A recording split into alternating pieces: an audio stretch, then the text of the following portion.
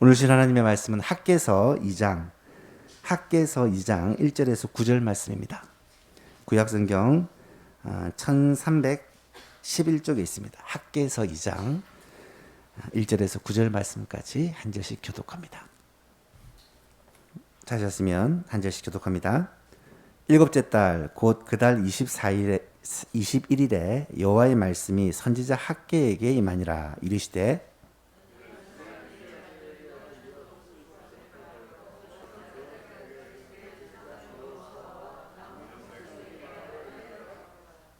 너희 가운데 남아 있는 자 중에서 이 성전의 이전 영광을 본 자가 누구냐? 이제 이것이 너희에게 어떻게 보이느냐? 이것이 너희 눈에 보잘것없지 아니하냐?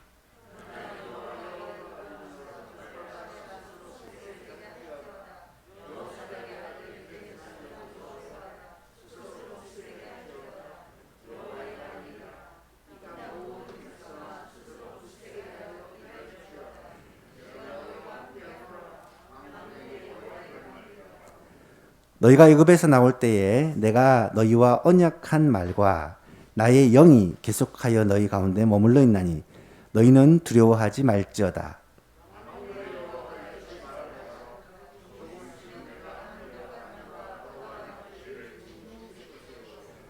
또한 모든 나라를 진동시킬 것이며 모든 나라의 보배가 이르리니 내가 이 성전에 영광이 충만하게 하리라. 여호와의 만군의 여호와의 말이니라.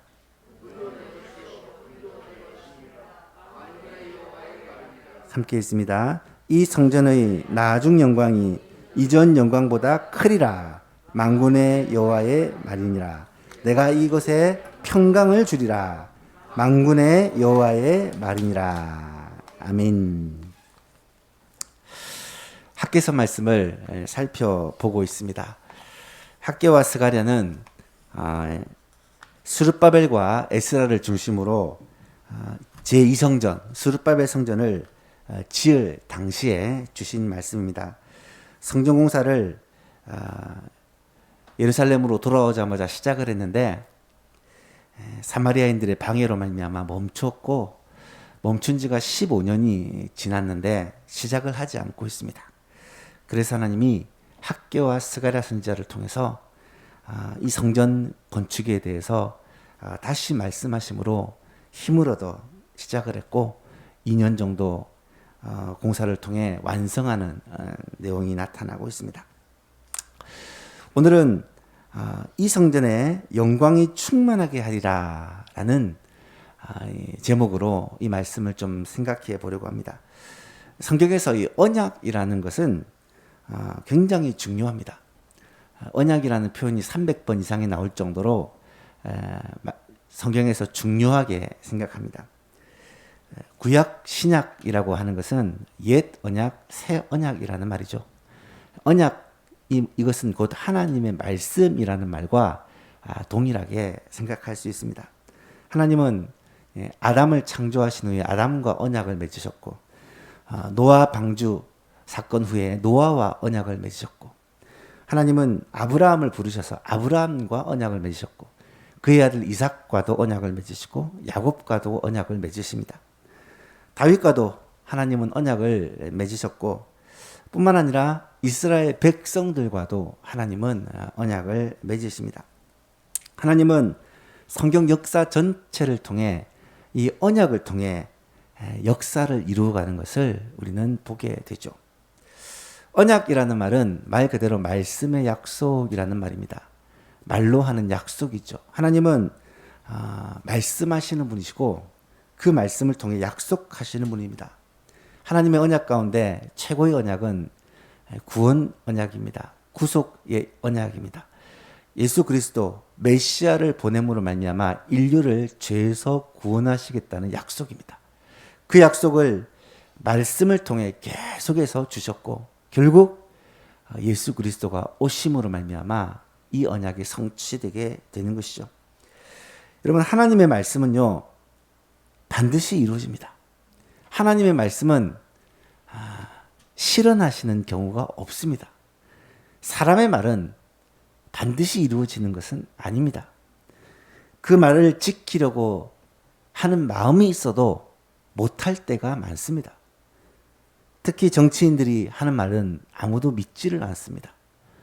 말은 해놓고 지키지가 않는 경우가 대부분이기 때문이죠. 우리도 자녀들에게 약속을 하지만 다 그 약속을 지킬 수가 없는 약한 존재들입니다. 하지만 하나님은 그렇지 않습니다. 하나님은 말씀하시면 반드시 그 약속을 지키시는 분이시다라는 사실입니다. 그래서 하나님은 믿으신 분입니다. 믿을 수 있는 분입니다. 하나님은 말씀하시고 그 약속대로 이루시는 분입니다. 성경에 나타나는 수많은 약속들은 이미 이루어졌고 지금도 이루어지고 있고 장차 이루어지게 될 것입니다. 머지않아 주님이 약속하신 대로 주님은 다시 오실 것이고 그 심판의 날 세상은 주님을 대적하는 세상은 멸망을 받게 될 것이고 예수 안에 있는 우리들은 구원을 받게 될 것입니다. 하늘 영광을 누리게 될 것입니다. 우리는 그것을 확신합니다. 어떻게 아느냐?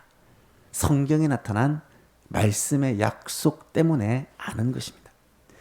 더욱 놀라운 사실은 성경에 기록된 수많은 하나님의 말씀은 이 말씀이 나에게 주신 하나님의 말씀으로 믿고 그 말씀을 그대로 붙잡으면 말씀대로 이루어진다는 거예요. 우리의 삶에서도 하나님이 말씀하신 약속을 붙들면 그 약속대로 이루어진다는 사실입니다. 따라서 우리는 성경을 읽을 때 남의 얘기로 읽어서는 안 된다는 거예요. 구약에 옛날에 일어난 일이라고 옛날 얘기겠지. 그때 이스라엘 백성들에게 하신 얘기겠지. 라고 읽으면 그때 일로 끝나버립니다. 하지만 이것이 오늘 나에게 주신, 오늘 우리 예수만 교회에 주신, 오늘 이 자리에 있는 저와 여러분들에게 주신 말씀이다 라고 믿음으로 붙잡으면 이 말씀의 약속이 우리에게 주신 약속이 되고 우리에게 주신 하나님의 음성이 되는 것입니다. 특별히 교회가 그렇습니다. 교회는 하나님의 관심의 대상이라는 것 아시죠? 성경은 교회를 그리스도의 몸이라고 표현합니다. 예수 그리스도가 머리이시고 그 몸을 교회라고 말합니다. 물론 이 교회는 우주적인 교회도 되겠지만 우리 예수만 교회도 그렇다는 것입니다. 우리 교회의 머리는 예수님이시고 우리 성도들은 그 몸의 지체들입니다. 또한 하나님은 교회에 사자를 보내셔서 이 교회를 하나님의 뜻대로 섬기도록 하십니다. 목사를 보내신 것은 하나님께서 사용하시는 사자다. 사자는 심부름꾼이라는 말입니다. 교회의 방향을, 교회의 비전을, 교회가 해야 될 일을 가르쳐 주시고 선포하게 하시고 그것을 붙들고 기도하고 나아가면 그것이 이루어지도록 하시는 분이 바로 하나님이시라는 것입니다. 언젠가 교회를 통하여 하나님께서 하시고자 하는 일들을 하나하나 이루어 가실 것이고 교회를 통하여 하나님의 나라의 일들을 하나하나 성취해 가실 것입니다. 그것을 믿고 그것을 바라보기에 저와 여러분이 이 자리에 함께 모여 기도하는 것이죠. 지금 이스라엘 백성들이 처한 상황은 이렇습니다. 하나님의 약속대로 예레미야와 이사야를 통해서 하신 약속대로 그들이 나라를 잃고 포로로 먼 나라에 끌려갔지만 기적과도 같이 다시 약속의 땅 가나안으로 돌아왔습니다. 그것도 5만 명이나 되는 많은 사람들이 돌아왔습니다. 그들은 돌아오자마자 하나님의 약속을 붙들고 성전을 다시 짓는 공사를 시작합니다. 내 살 집은 없어도 하나님의 전이 세워져야 이것이 중심이 되어 이스라엘 백성의 정체성이 회복되는 것이기 때문입니다. 그렇게 성전공사를 시작했는데 사마리아인들이 온갖 방법으로 이를 방해합니다. 그래서 이 성전공사가 기초만 쌓고 멈추어 버리고 말았다는 것입니다. 그때 하나님은 학개 선지자를 통해 그 백성들에게 아주 강하게 꾸짖습니다. 성전을 건축하는 것은 하나님의 분명하신 뜻이고 이것을 통해 이스라엘 백성들이 영적으로 회복되어야 되는데 너희가 자기의 일에 자기 삶에 관심을 가지고 하나님의 일에는 관심이 없기 때문에 성전 공사가 멈추어졌다는 것입니다. 그래서 먼저 성전을 건축하라는 메시지를 던지는데요. 지난 시간 우리가 먼저 성전을 건축하라는 메시지가 과연 무엇을 말하는가에 대해서 생각해 보았습니다. 여러분, 성전은 무엇을 말한다고 했습니까? 성전이라고 하면 신약 시대에는 항상 두 가지를 떠올려야 됩니다. 먼저 내가 성전이다. 내가 성전이다. 또 하나는 교회가 성전이다. 성경에서 말하는 이 신학에서의 성전은 나 자신이 성전이고요. 하나님이 거하시는 전인 나 자신이 성전이고, 성도들이 함께 모여 성령의 하나님의 임재를 맛보고 누리고 예배하는 교회가 성전입니다. 그래서 우리 자신에게 그리고 우리 교회에 주시는 메시지가 뭐냐? 성전을 건축하라. 이것은 세 가지를 의미한다고 말씀을 드렸습니다.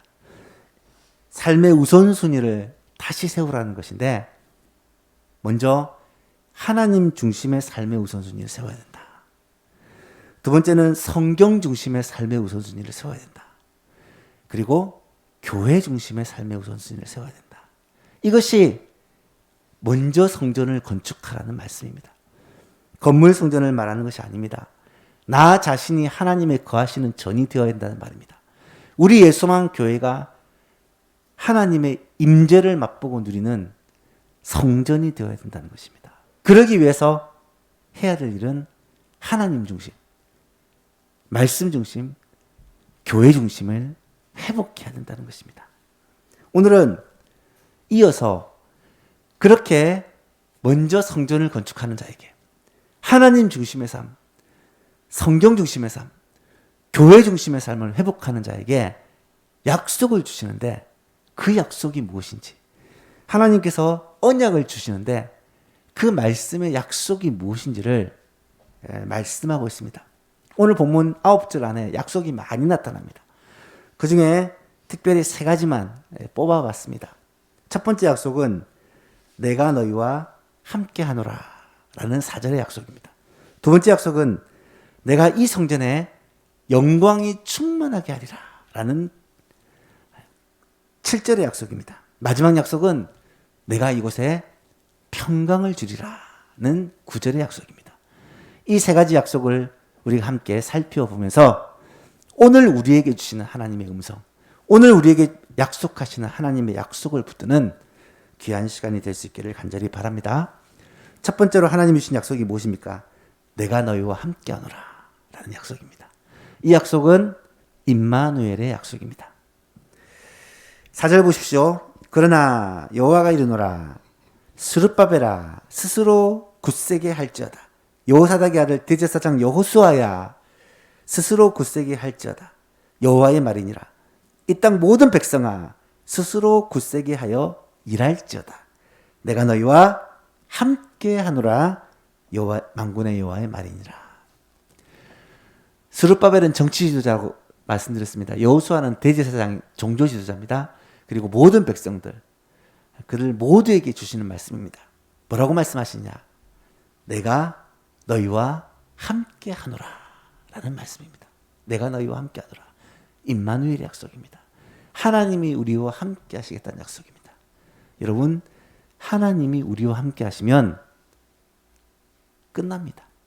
하나님이 우리와 함께 하시면 그것으로 충분합니다. 아무리 코로나 그 이상이 오더라도 하나님이 우리와 함께 하시면 끝납니다. 어떤 어려움, 어떤 문제가 닥쳐와도 하나님이 우리와 함께 하시면 그것으로 충분합니다. 수요기도의 시간에 우리가 출애굽기를 살펴보고 있는데요. 모세가 이스라엘 백성들을 애굽에서 건져내라는 하나님의 부르심을 받습니다. 출애굽기 3장에 보면 떨기나무 속에서 하나님이 모세를 불러서 바로에게 가서 내 백성을 건져내라고 하나님이 명하십니다. 그때 모세가 어떻게 합니까? 거절합니다. 한 번만 거절한 게 아니라 5번 번을 거절합니다. 처음에는 뭐라고 거절합니까? 내가 누구건데? 내가 도대체 바로에게 가서 그렇게 얘기할 수 있는 자격이 됩니까? 뭐 이스라엘 백성의 대표라도 됩니까? 아무것도 아닌 내가 왜 갑니까? 하나님이 대답합니다. 내가 너와 함께하겠다. 하나님이 함께하면, 하나님께서 너와 함께하면 된다는 거예요. 그러자 모세가 또 얘기합니다. 만약에 내가 이스라엘 백성들한테 갔는데 네가 누구? 누가 너를 보냈노? 이러면은 뭐라고 대답할까요? 나는 스스로 있는 자다.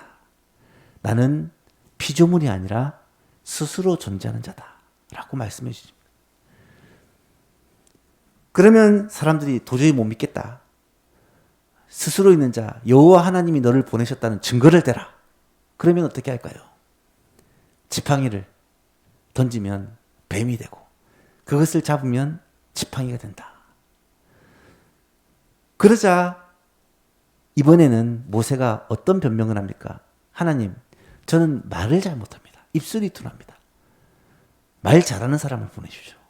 그랬더니 하나님이 말씀하시죠. 누가 입을 지었느냐? 누가 사람을 만들었느냐? 내가 너와 함께 있어. 내가 내 입과 함께 있어. 할 말을 가르쳐 줄 것이다. 가라. 마지막으로 거절합니다. 하나님, 보낼 만한 자를 보내소서. 그랬더니 하나님이 노를 바라시면서 내 형 아론이 있는데 그의 말 잘함을 알지 않느냐? 그를 너에게 붙여줄 것이니까 그에게 너는 하나님과 같은 존재가 되고 내가 아론에게 말을 하면 아론이 왕에게 말하면 된다. 그러면서 하나님이 뜻을 굽히지 않습니다. 결국 모세는 말씀에 순종합니다. 여러분, 모세가 붙들어야 될 것은요, 다른 것 하나도 없습니다. 하나부터 열까지 사사건건 이유를 댔지만 하나님이 나와 함께 하신다는 이 약속 하나만 붙들면 모세의 힘과 모세의 말빨과 모세의 능력으로 하는 게 아니라 하나님이 함께 하시고 하나님께서 하신다는 이 사실 하나만 붙들면 사실은 불가능한 일이 없다는 거예요. 하나님이 우리와 함께 하신다는 약속이 뭡니까? 그게 임마누엘입니다. 보라, 처녀가 잉태하여 아들을 낳으리니 이름을 임마누엘이라. 이를 번역한 즉 하나님이 우리와 함께 하신다. 하나님이 우리와 함께 하시는 분이 누구십니까? 예수님입니다. 하나님이 우리와 함께 하시는 분이 예수님입니다. 여러분, 예수님은 지금도 우리와 함께 하십니다. 아십니까? 예수님은 분명히 약속합니다. 내가 너희와 영원히 함께 할 것이다. 어떻게 해요? 보혜사 성령으로 말미암아 우리와 함께 해주십니다. 내가 너희를 고아와 같이 버리지 아니하고 너희와 함께 할 것이라고 약속해 주십니다. 또 하나님께서 우리와 어떻게 함께 하십니까? 5절에 보니까 놀라운 말씀이 나타납니다. 너희가 애굽에서 나올 때에 내가 너희와 언약한 말과 애굽에서 나올 때 너희와 언약한 말이 무엇입니까? 율법의 말씀을 말합니다. 구약 성경 율법의 말씀을 말합니다. 그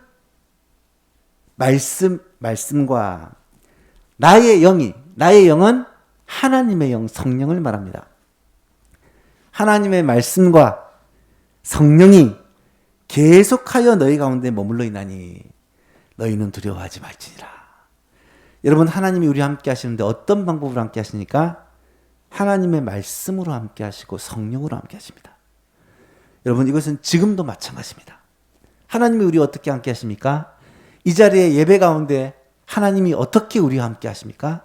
하나님의 말씀으로 우리와 함께 하시고 우리가 하나님께 부르짖고 기도할 때 부어주시는 성령으로 우리와 함께 해주신다는 거예요. 이것이 얼마나 놀라운 은혜요 복인지 알 수가 없습니다. 하나님은 지금도 말씀으로 찾아오십니다. 하나님의 말씀을 귀 기울여 들을 때 이 말씀 속에서 하나님께서 우리와 함께 하신다는 확신도 주시고 하나님께서 우리에게 방법도 가르쳐 주시고 말씀을 통해 내가 기도하고 고민하는 문제도 해결해 주시고 나의 죄와 나의 허물과 나의 연약함도 말씀을 통해 깨닫게 해주시고 말씀을 통해 우리의 신앙생활을 일으켜 주십니다. 또한 하나님은 성령으로 우리를 회복시켜 주십니다. 하나님 앞에 엎드려 기도할 때 성령 충만함을 받아 우리는 우리의 모든 문제를 극복하며 이겨나갈 힘을 주십니다. 말씀과 성령은 신앙생활의 두 개의 날개입니다. 말씀과 성령은 교회가 전진하고 앞으로 나아가기 위한 두 개의 날개입니다. 오늘도 말씀과 성령으로 함께 하시는 주님을 사모합시다. 이 밤에도 금요기도의 시간에도 말씀으로 찾아봐 주시고 성령으로 찾아오실 주님을 사모합시다. 하나님이 우리와 함께 하시는 방법입니다. 이 밤에 말씀 붙들고 기도할 때 말씀을 통해 우리 가운데 찾아오시고 성령으로 우리 가운데 충만케 하셔서 하나님을 만나고 하나님이 함께 하심으로 말미암아 두려울 것이 없는 이 밤이 될 수 있기를 간절히 바랍니다. 이게 첫 번째 약속입니다. 내가 너와 함께 하겠다. 두 번째 약속은 무엇인 줄 아십니까? 내가 이 성전에 영광이 충만하게 하겠다라는 약속입니다. 이것은 축복의 약속이라고 말할 수 있습니다. 복을 주겠다라는 약속입니다. 6절에서 9절 말씀인데요. 보십시오. 만군의 여호와가 이같이 말하노라. 조금 있으면 내가 하늘과 땅과 바다와 육지를 진동시킬 것이요. 하늘과 땅과 바다와 육지를 진동시킨다는 말은 하나님의 임재가 있을 때 나타나는 현상들입니다. 우리가 성경에서 하나님이 백성 가운데 임하실 때 이런 일들이 일어났습니다. 또한 모든 나라를 진동시키고, 이거는 이스라엘의 하나님만이 아니라 온 열방의 하나님이요 온 우주의 하나님임을 말씀해 주시는 것입니다. 그리고 놀라운 말씀을 하십니다. 모든 나라의 보배가 이르리니. 모든 나라의 보배가 이른다는 말은 구체적으로 모든 나라에서 귀한 것들이 예루살렘으로 몰려온다는 말입니다. 이사야서 60장에는 구체적인 내용들이 기록되어 있습니다. 내가 이 성전에 영광이 충만하게 하리라. 내가 이 성전에 영광이 충만하게 하리라. 만군의 여호와의 말이니라. 8절에 보십시오. 은도 내 것이요 금도 내 것이니. 실제로 이스라엘 백성들이 성전 공사를 중지시킨 이유 중에 하나는 이 경제적인 어려움입니다. 당장 먹고 살 것, 당장 내가 살 집을 위해서 성전 공사를 멈춰야만 했는데 하나님이 뭐라고 말씀하시냐면 은도 내 것이요 금도 내 것이다. 물질도 다 하나님의 것이다는 말씀입니다. 9절에 보니까 이 성전의 나중 영광이 이전 영광보다 크리라. 만군의 여호와의 말이니라. 여러분, 이 성전의 나중 영광이 이전 영광보다 크리라는 말은 무슨 말인 줄 아십니까? 놀랍게도 이전 영광은 솔로몬 성전을 말하는 것입니다. 솔로몬 성전은요, 말 그대로 어마어마한 성전입니다. 모든 좋은 것과 비싼 것을 다 동원해서 지은 성전입니다. 그래서 그 솔로몬 성전의 영광을 본 사람들은 지금 새로 짓는 스룹바벨 성전이 너무 볼품없어서 울면서 지었다라고 성경이 기록합니다. 여러분, 왜 스룹바벨 성전이 볼품이 없습니까? 유대인들은 이 스룹바벨 성전에는 5가지가 없다라고 생각했습니다. 5가지가 무엇이냐면 첫 번째가 셰키나 글로리, 영광의 구름입니다. 불기둥, 구름기둥으로 성막에 함께 하시고, 솔로몬이 성전을 지었을 때 그곳에 영광의 구름이 임재하고 위에서부터 하늘에서 불이 내렸잖아요. 이 셰키나 글로리가 사라졌다는 것입니다. 두 번째는 언약궤와 속죄소가 없습니다. 언약궤와 그 뚜껑인 속죄소는 사실 하나님의 임재의 상징인데 스룹바벨 성전에는 그것이 없었다는 거예요. 세 번째로는 무노라와 분향단입니다. 그 금촛대와 분향단, 성소에 들어가는 물건입니다. 이것이 없었다는 것입니다. 네 번째는 제사장의 옷에 에봇에 놓고 하나님의 뜻을 물을 때 사용하는 우림과 둠밈이 없었습니다. 마지막 5번째는 예언의 영이 없었다고 합니다. 그래서 이 성막 그리고 솔로몬 성전, 첫 번째 성전이 솔로몬 성전에 있었던 이 5가지가 두 번째 성전인 스룹바벨 성전에 없었기 때문에 이 스룹바벨 성전은 진짜 성전이 아니다. 그 가치가 많이 떨어지는 그런 성전이다라고 생각을 한 거예요. 첫 번째 영광을 본 솔로몬 성전의 그 의리의리한 아름다움과 하나님의 영광으로 충만한 그 모습을 본 사람들이 이 두 번째 성전을 보니까 너무 초라한 거예요. 여러분, 이것이 오늘 우리들의 모습이 아닙니까? 전에 큰 교회에서 모든 것이 풍족하고 열정과 은혜가 넘치는 그런 신앙생활을 경험했던 사람들은 오늘 우리들의 모습이 너무 보잘것없어 보이고 연약해 보이는 그런 현실이 아닙니까? 우리 스스로 보기에 우리의 모습이 너무 보잘것없어 보이지 않습니까? 세상 중에 성도의 모습이 너무 연약해 보이지 않습니까? 특히 요즘처럼 교회가 목소리를 내지 못하고 그렇게 움츠려 있는 적이 없었던 것 같아요. 교회가 세상의 공평과 정직과 교회가 세상을 향하여서 섬김과 봉사와 나눔과 세상을 향하여서 죄를 향하여서 악을 향하여서 외치는 목소리가 점점 줄어들고 있지 않습니까? 오늘날 우리 모습이 세상 가운데서 너무나도 연약해 보이지 않습니까? 많은 교회가 있지만 특별히 우리 예수만 교회가 모든 면에서 부족하다고 느낄 때가 있지 않습니까? 여러분, 하지만 오늘 하나님의 말씀의 약속을 한번 잘 보십시오. 내가 뭐라고 말씀하시냐면 영광이 이 성전에 충만하게 할 것이다. 하나님께서 영광으로 이 성전에 충만하게 할 것이다. 하나님께서 하나님의 영광으로 이 교회에 충만하게 할 것이다. 모든 나라의 보배가 이곳에 이르게 될 것이다. 많은 사람들이 예수만 교회로 몰려들게 될 것이고 많은 재물들이 예수만 교회에 몰려들게 될 것이고 하나님의 영광이 이 교회에 나타나게 될 것이다.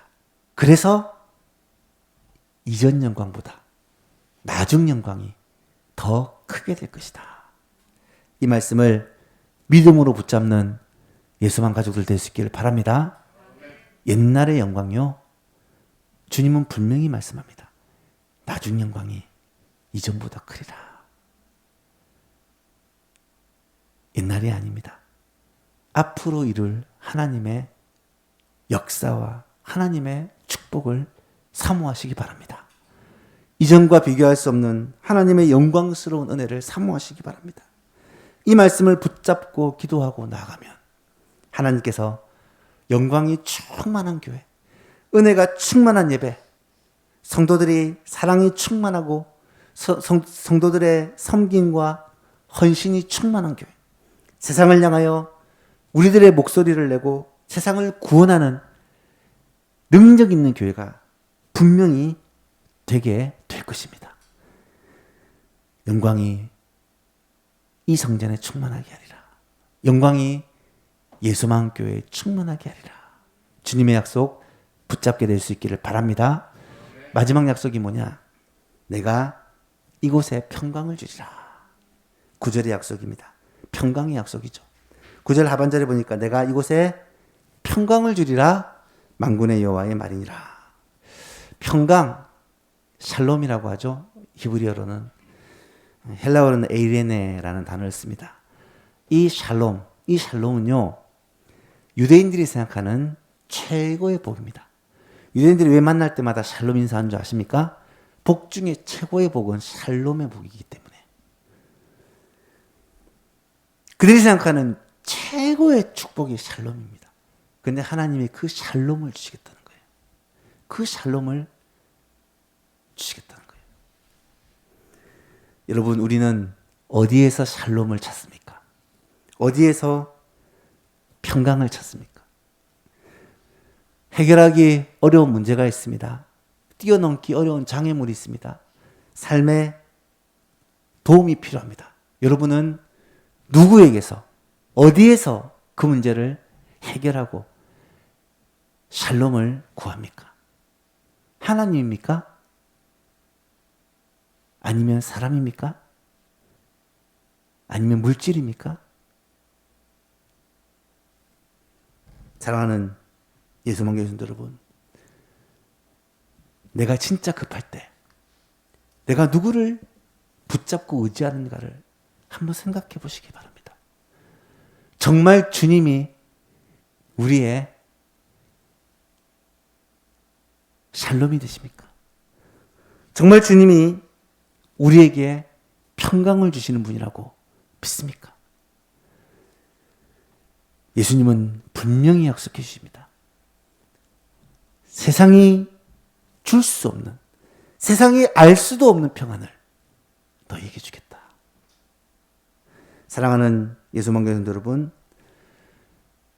주님으로부터 이 평강을 받아서 누리는 우리 모든 성도들이 될 수 있기를 바랍니다. 오늘 이 밤에 분명히 기도의 제목이 있을 것입니다. 건강의 문제일 수 있고 물질의 문제일 수 있고 여러분이 지금 다급하게 하나님 앞에 부르짖어 기도해야 되는 제목이 있을 수 있습니다. 저도 있어요. 여러분, 그 문제는요, 누구 안에서 해결이 되냐면 하나님 안에서 해결이 됩니다. 우리에게 평강을 주시는 분은 하나님이십니다. 어떤 사람에게 이 평강을 주시냐면 먼저 성전을 건축하는 자에게, 하나님 중심, 말씀 중심, 교회 중심으로 살아가는 하나님의 백성들에게 오늘도 하나님은 평강을 약속해 주신다는 사실을 믿으시기 바랍니다. 오늘 밤에 이 약속을 믿고 하나님 앞에 기도하기를 원합니다. 하나님의 약속이 얼마나 소중한지 우리가 분명히 깨닫습니다. 그 약속을 믿음으로 붙들면 하나님께서 그 약속을 반드시 이루어 주시겠다고 약속해 주십니다.